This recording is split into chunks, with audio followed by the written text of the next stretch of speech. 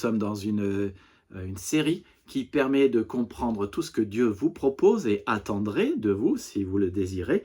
La première chose à comprendre, c'est que Dieu aimerait passer une alliance d'amour avec vous. Alors, pour certains d'entre vous, vous avez déjà passé cette alliance d'amour avec lui, ou plutôt c'est Dieu qui a passé cette alliance d'amour avec vous. Je refais appel à cette notion de chesed quand Moïse demande à Dieu de lui montrer sa gloire. Dieu passe devant lui et il lui dit, Exode 34:6 dans la français courant, « Je suis un Dieu compatissant, bienveillant, patient, d'une immense et fidèle bonté. » Et notez, soulignez cette expression immense et fidèle bonté. Immense bonté ou riche en bonté, comme dit la Louis II, eh bien c'est une caractéristique de sa gloire qui est nommée ici, cette immense bonté, chesed, c'est son amour loyal, c'est l'amour de son alliance, et ça veut dire que Dieu veut faire alliance avec vous, et il veut que l'amour soit au centre de l'alliance qu'il a avec vous. De l'autre côté, il est bien dit dans la Bible que Jésus-Christ, Dieu, a passé une alliance avec vous. Dans Luc 22:20, il prit la coupe, Jésus prit la coupe après le souper, il la leur donna en disant « Cette coupe est la nouvelle alliance en mon sang qui est répandue pour vous. » Donc Dieu a un amour d'alliance avec vous et Dieu conclut une nouvelle alliance avec vous. Moïse dit aussi « Le Seigneur votre Dieu est un Dieu plein de tendresse, chesed, qui ne vous abandonnera pas, ne vous supprimera pas, n'oubliera jamais l'alliance qu'il a conclue avec vos ancêtres. » Et c'est d'ailleurs parce que Dieu a passé cette alliance avec Abraham, qu'il a ensuite passé une alliance avec le peuple d'Israël par l'ancienne alliance, puis qu'il a passé une nouvelle alliance par Jésus-Christ avec Israël et avec les païens. Israël a rejeté cette alliance, mais Dieu est venu avec une alliance encore meilleure où il honore l'alliance qu'il a faite avec Abraham, dont nous prenons part. Donc, en fait, l'alliance qu'il a passée avec Abraham est passée aussi avec nous. La Bible dit que tous ceux qui croient en Jésus-Christ sont aussi fils d'Abraham. Et c'est Hébreux 8:6-13 qui identifie la nouvelle alliance comme l'alliance de la grâce. Elle décrit le Christ comme étant le médiateur d'une alliance plus excellente. La première alliance, si elle avait été sans défaut, il n'y aurait pas eu besoin d'une deuxième. C'est pour cela que Dieu promet de mettre ses lois dans nos cœurs. Nous offrons le pardon complet de nos péchés. Et cette nouvelle alliance est donc une véritable alliance de grâce, totalement déconnectée de nos mérites, totalement connectée au mérite divin et à son amour. Et les chrétiens l'ont appelé la grâce, le Nouveau Testament ou l'alliance de grâce.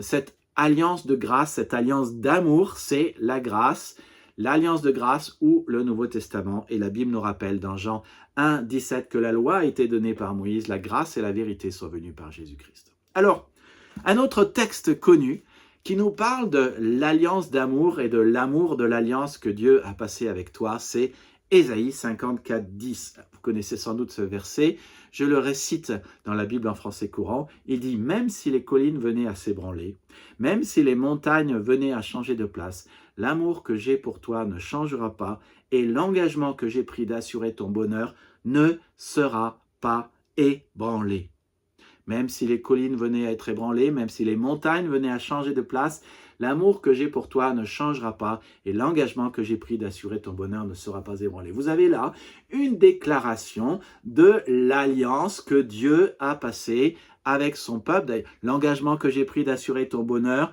dans d'autres traductions, c'est l'alliance de paix que j'ai passée avec toi ne sera pas ébranlée. Donc, l'engagement que Dieu a pris d'assurer votre bonheur, c'est la nouvelle alliance, c'est l'alliance que Dieu a passée avec vous, et c'est une alliance d'amour. Et c'est dit, l'amour que j'ai pour toi ne changera pas. L'engagement que j'ai pris d'assurer ton bonheur ne sera pas ébranlé. D'ailleurs, c'est une bonne définition aussi de l'amour. L'amour, c'est rechercher le bonheur de l'autre. L'amour, c'est rechercher le bien de l'autre. L'amour, ce n'est pas toujours dire oui, mais c'est rechercher le bien de l'autre. Et ce texte nous te parle de la qualité de l'amour que Dieu a pour toi, la qualité de l'amour de l'alliance, la qualité de l'alliance de l'amour que Dieu a avec toi. Et voilà ce qu'il dit. Il dit que d'abord, l'amour de Dieu est immuable. L'amour que j'ai pour toi ne changera pas. Il dit ensuite que l'amour de Dieu est inconditionnel.